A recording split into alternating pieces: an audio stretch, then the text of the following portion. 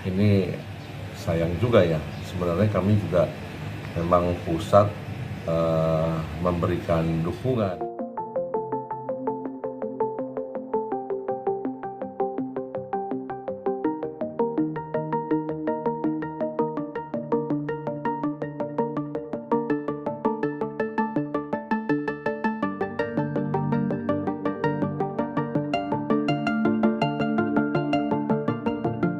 Kami menghormati apa yang disampaikan Bapak Joko Widodo kepada Dewan Pembina PSI.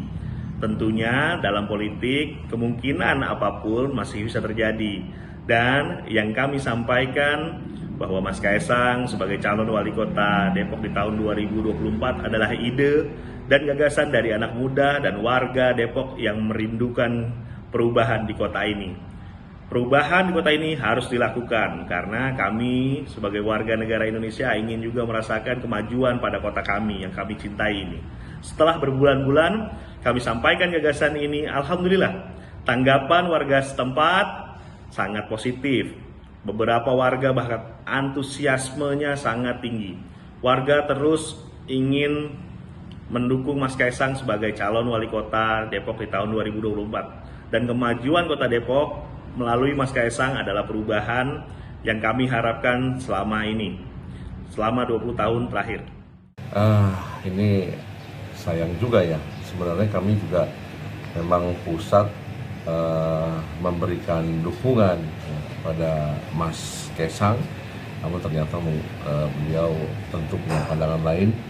Ya, ini ya harapan perubahan jadi pudar nih. Ya, mudah-mudahan mungkin masih ada harapan lain tentunya ya yang bisa benar-benar menjawab tantangan untuk Kota Depok.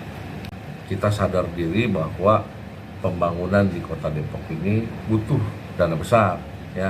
Ini bicara konektivitas ya, ke provinsi maupun ke pusat ya. Kemudian yang berikut ya, anak muda smart gitu, mau susah-susah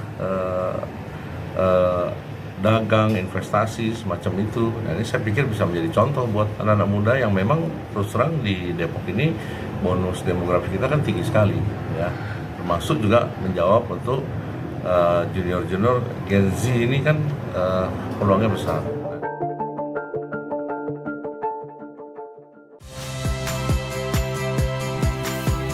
Saya Iriana Mardanus.